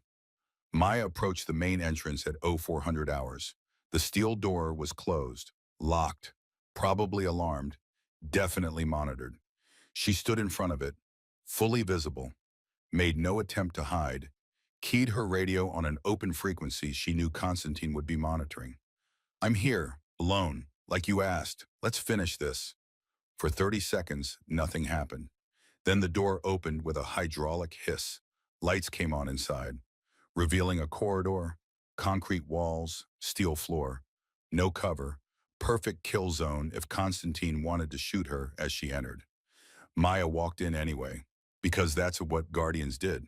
They walked into danger when people needed saving. The door closed behind her with a sound like a tomb ceiling. She was inside, committed. No retreat now. Welcome, Ghost's apprentice. Constantine's voice echoed from speakers mounted in the ceiling. You're early. I appreciate punctuality. Please proceed forward. My hospitality awaits. Maya moved through the corridor, her rifle up, night vision showing her the interior in perfect clarity.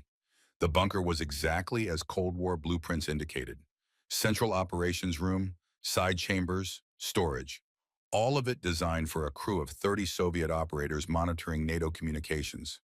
Now it housed one old Spetsnaz legend and his final confrontation. She found the hostages in the central room. Corporal Jackson, Petty Officer O'Brien, Staff Sergeant Williams. All three bound but alive, beaten but conscious. They looked up as Maya entered, relief flooding their faces. Ma'am, Jackson whispered. It's a trap. I know. Maya moved to cut their bonds. Can you walk? Yes, ma'am, O'Brien said, but the exits are locked. Electronic. He controls them from somewhere inside. Maya freed all three, handed O'Brien a sidearm from her kit. Exit south. 2 kilometers out, friendly forces. Run and don't look back. We're not leaving you, Williams said. That's an order, Staff Sergeant. Your part is done. Mine is just beginning. Maya's voice carried command that made them move despite their protests. You're the mission. Now complete it. Move. They moved, reluctantly, but they moved. Maya watched them disappear down the corridor toward the south exit, heard the door unlock electronically, heard it seal behind them. Now it was just her and Constantine. Hunter and Hunter. Ghost versus ghost. Very noble, Constantine's voice came from everywhere and nowhere. Sacrificing yourself for your students. Patterson would be proud. Now come to the roof, where he and I met 38 years ago. Let's finish what we started then. Maya found the stairs, ascended, each step taking her higher into the bunker, higher toward the confrontation that had been building for 4 decades. Patterson versus Constantine. Old war, old grudges, old ghosts. But she wasn't fighting for old reasons, wasn't hunting for Patterson's revenge or Constantine's pride. She was here because 3 of her students had been hostages, because 5 more were still in danger, because Guardians didn't let predators operate unpunished. The roof access opened to mountain air. Dawn was approaching, sky turning from black to gray. In another hour, the sun would rise. For now, darkness still held. Constantine stood at the far end of the roof, old Soviet equipment scattered around. Radio antennas, listening devices, all of it rusted and forgotten, like the war they represented. He was smaller than Maya expected, not physically imposing, just an old man in worn tactical gear. But his eyes, those eyes held 40 years of killing, 40 years of hunting, 40 years of being the best and knowing it. Maya Reeves.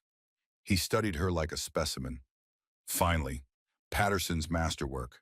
I've watched you for 6 months, studied your tactics, learned your patterns. You're good.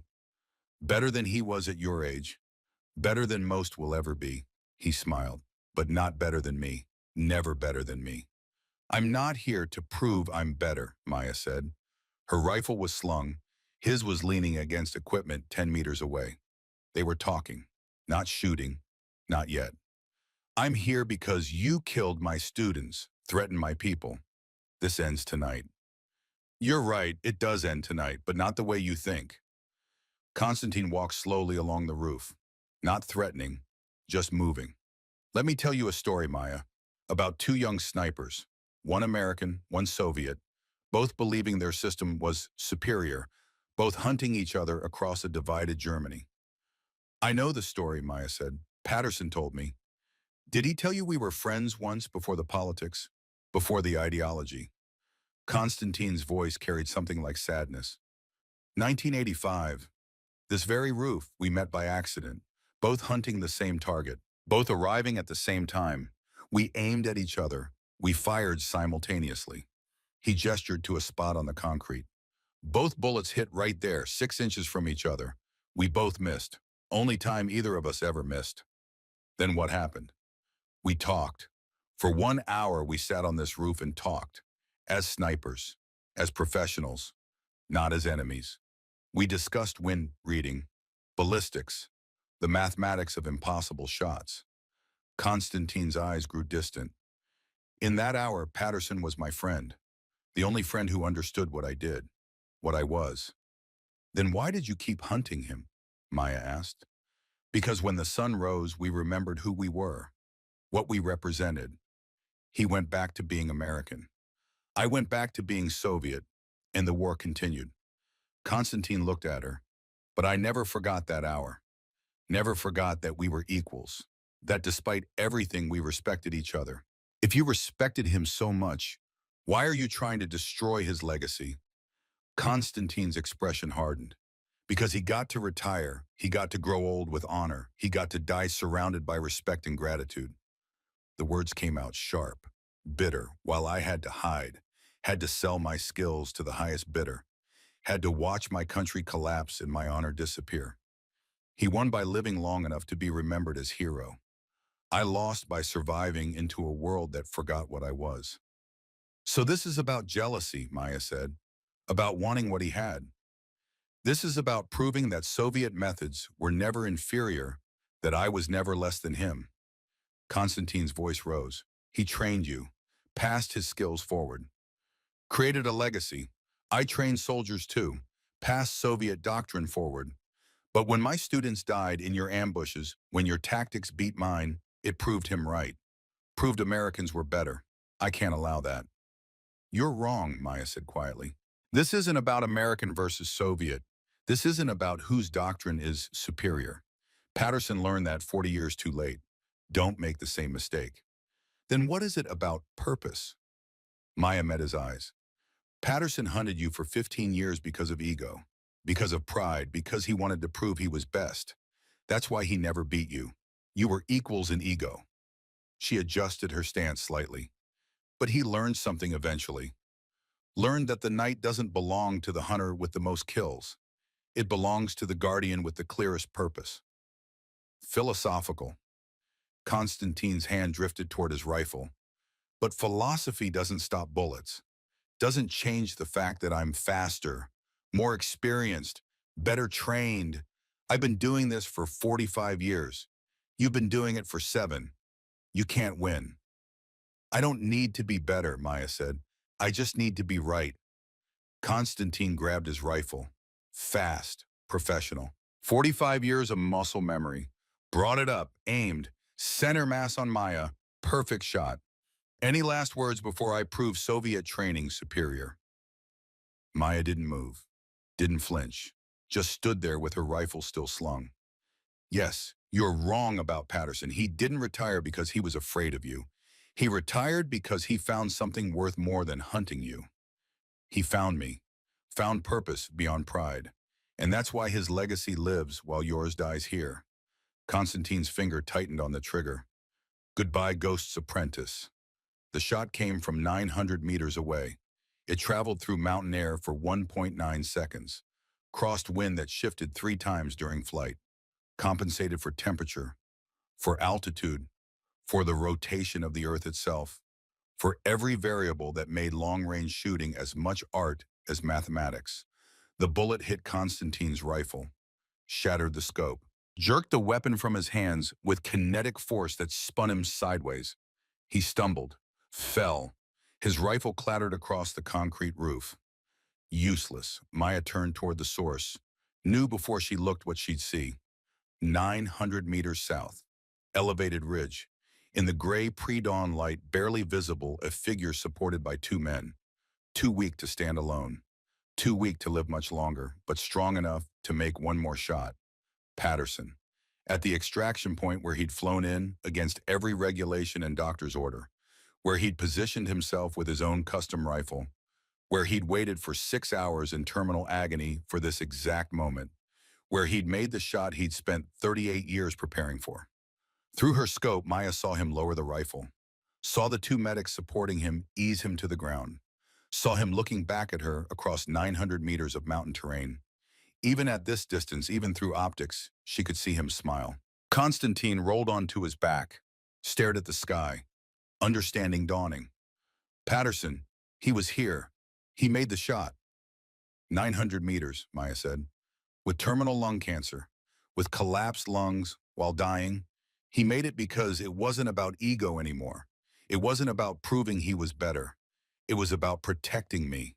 That's what you never understood. That's why you lost.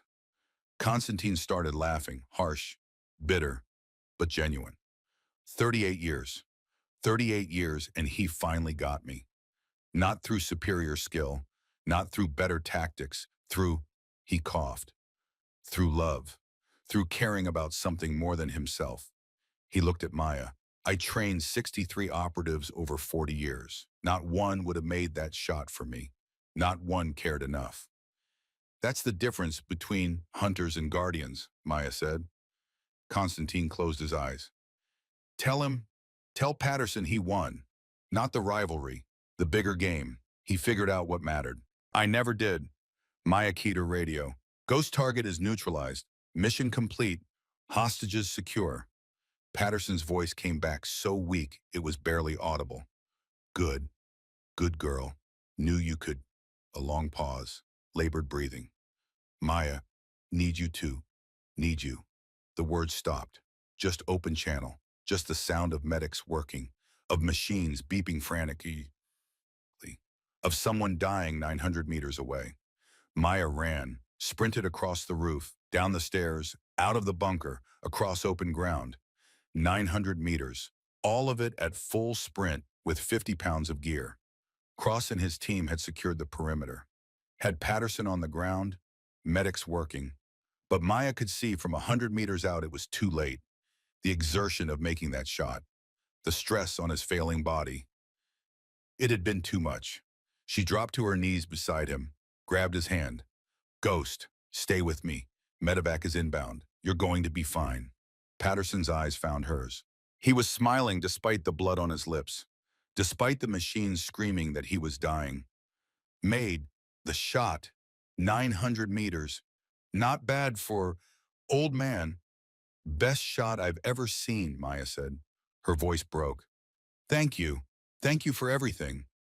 Not everything. Patterson squeezed her hand with what little strength remained. Taught you how to hunt, but you taught yourself something better. What's that how to be guardian? His breathing was slowing, stopping. Not killer, guardian. That's legacy. Pass it forward. I will, I promise. Love you, daughter. I never had. Patterson's eyes stayed on hers. The night belongs to the guardians now. Tell them, tell everyone. His hand went slack. The machines flatlined. The medics worked frantically. But Maya knew. Patterson was gone. He'd held on just long enough to make that impossible shot. Just long enough to save her one last time. Just long enough to pass the legacy forward completely. Then he'd let go. Maya sat in Afghan mountain darkness, holding the hand of the man who'd been more father than teacher. The man who'd taken a grief-stricken girl and turned her into something that mattered. The man who'd spent his last months on Earth making sure his knowledge didn't die with him. Chief Cross stood nearby, silent, respectful, understanding that some grief needed space. When Maya finally stood, the sun was rising, dawn breaking across mountains where so much had happened, where 10 snipers had died, where 16 more had fallen, where 7 of her students had been avenged, where Patterson had made his final shot, where the night gave way to light. 2 months later, Maya stood at Arlington National Cemetery in dress uniform.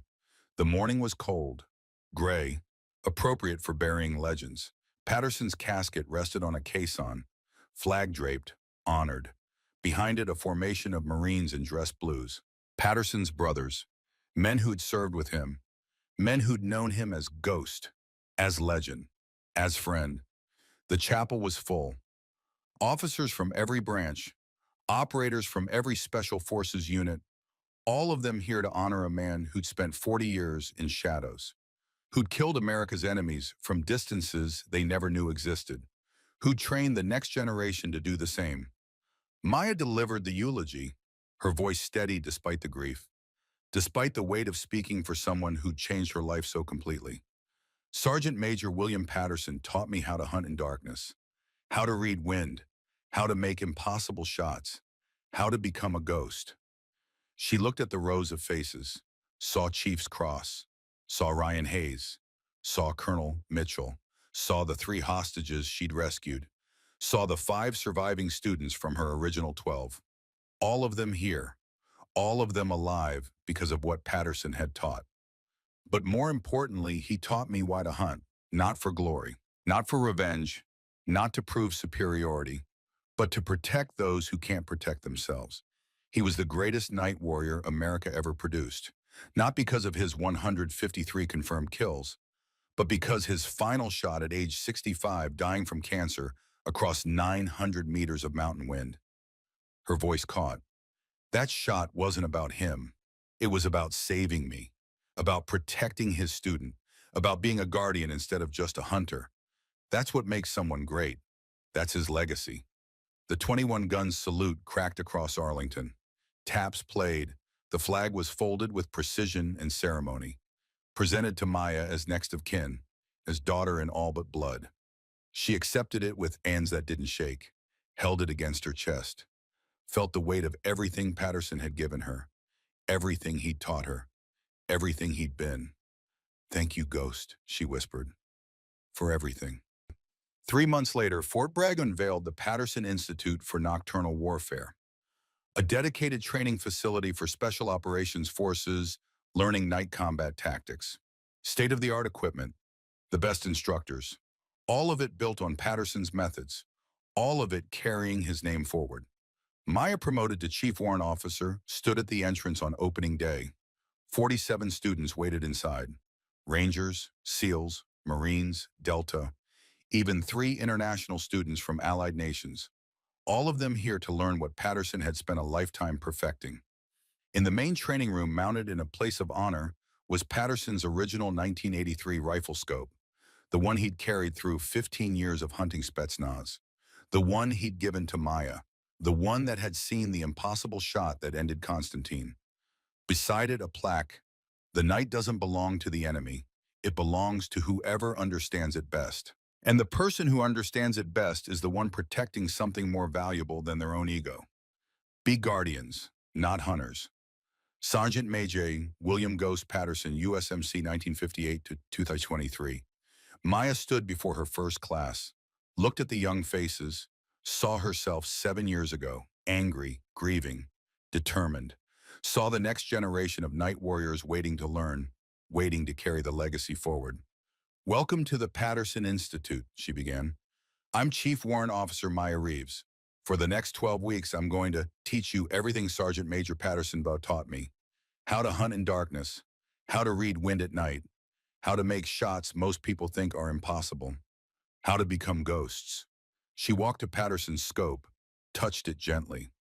"But more importantly, and I'm going to teach you why we do this, why we operate in darkness while others sleep, why we put ourselves in danger." She turned back to face them. "We're not here to be hunters. We're here to be guardians. There's a difference. Hunters kill for ego, for pride, for proving their best. Guardians protect, serve, sacrifice. The night belongs to guardians now, and you're going to become them." Ryan Hayes stood beside her, now a lieutenant, her deputy instructor, her partner in passing Patterson's legacy forward. Together, they'd train these students. Together, they'd make sure Patterson's methods lived on. "Ma'am," one student raised her hand, a young woman, 24 years old, same age Maya had been when she'd knocked on Patterson's door. "My brother was killed in a night operation in Syria, sniper attack. They said there was nothing he could do, that the enemy owned the night. Is that true?" Maya met her eyes, saw the same grief, the same determination, the same need to make darkness into something that protected instead of killed. "No," Maya said firmly. "The enemy doesn't own the night. Nobody owns the night. It's neutral territory, and we're going to teach you how to make it yours, how to become what your brother needed, what my brother needed, what every soldier in darkness needs. We're going to make you into guardians of the night. Over the next year, the Patterson Institute graduated 127 operators. They deployed to every theater, every conflict, every dark corner where American forces operated. Enemy sniper effectiveness dropped 70% in regions where Patterson Institute graduates worked, not because they killed more, but because they protected better, because they understood that the mission wasn't racking up kill counts, it was bringing people home. Maya's own total reached 237 confirmed kills over 4 years, 82% in nocturnal operations, zero friendly casualties while she provided overwatch. But she didn't measure success in bodies. She measured it in the operators she trained, the students she mentored, the legacy she carried forward. On the 1-year anniversary of Patterson's death, Maya visited his grave, brought flowers, sat on the cold ground beside the headstone, talked to him like he could hear, like he was still there guiding her. Hey, Ghost, 47 students graduated this cycle. Best class yet. Hayes says you'd be proud. She smiled. I know you would be. I can feel it every time we train someone new. Every time we pass forward what you taught me. The wind moved through Arlington's trees, cold November air, the same temperature as that night in Afghanistan when Patterson had made his final shot. I miss you, Maya said quietly. Miss your voice, miss your guidance, miss knowing you're just a phone call away when I need advice. She touched the headstone. But I understand now what you were trying to teach me all along. It's not about the skills, not about the shots. It's about the purpose, about being something worth more than our kill counts, about protecting instead of just hunting. She stood, adjusted her uniform. 5 more students are starting next week, including Jackson's sister, the one whose brother died in Syria. She reminds me of myself 7 years ago, angry, determined, ready to become something that matters. Maya saluted Patterson's grave. I'll train her right, Ghost. Train her like you trained me. Make her into a guardian. That's the legacy. That's what lives on. As Maya walked away, the sun was setting, darkness approaching. The time of day when Patterson had been most alive, when he'd operated, when he'd hunted, when he'd become the legend. But darkness didn't feel threatening anymore, didn't feel like enemy territory. It felt like home, like the place where guardians worked, where protection happened, where Patterson's legacy lived on through every operator who understood that the night belonged to those willing to stand watch in it. At the Patterson Institute, lights came on as dusk fell. Inside, Maya's students were training, learning night vision, studying ballistics, preparing for the darkness that would be their operating environment. Above the entrance, illuminated now in the fading light, the Institute's motto stood clear: the night belongs to the guardians. Patterson had spent 40 years learning that lesson, had spent his final months teaching it, had made his final shot to prove it. Now 47 graduates carried it forward, soon to be 100, then 1,000. Each one trained in Patterson's methods, each one understanding that they weren't just snipers, they were guardians. The enemy still operated at night, still used thermal optics and advanced technology, still thought darkness gave them advantage. They were learning otherwise, learning that American forces had their own night hunters now, had guardians who understood darkness better than any technology could teach, who operated with purpose that beat pride every single time. Maya stood in the Institute's observation tower, watched her students train below, felt Patterson's presence in every lesson, in every technique, in every moment when someone learned to thread a bullet through impossible angles or read wind in total darkness. The night belonged to the guardians now, and she was raising an army of them. Patterson would be proud. She knew that with absolute certainty, knew it every time a student made an impossible shot, every time an operator she'd trained brought someone home safe, every time the legacy moved forward. Thank you, Ghost, she whispered into the darkness, for everything, for the training, for the knowledge, for teaching me what matters, for being the father I needed when I lost my brother, for making that final shot, for giving me purpose. The wind carried her words away into night, into the darkness where Patterson had spent a lifetime operating, where his legend lived on, where Guardians continued his work. The night belonged to them now, and it always would. Because that's what Patterson had taught. That's what Maya carried forward. That's what would never die, that as long as someone understood that protection mattered more than glory. That purpose beat pride. That Guardians were worth more than hunters. The darkness deepened. The students trained. The legacy continued. And somewhere in that night, Maya could have sworn she heard Patterson's voice one last time. Faint, distant, but clear. Good girl. Keep watch. The night belongs to the Guardians now. Make sure it always does. She would. She'd make sure. That was the promise. That was the legacy. That was what Patterson had died to protect. The night belonged to the Guardians, and Maya Reeves would make certain it stayed that way, one student at a time, one operation at a time, one impossible shot at a time, just like Ghost had taught her.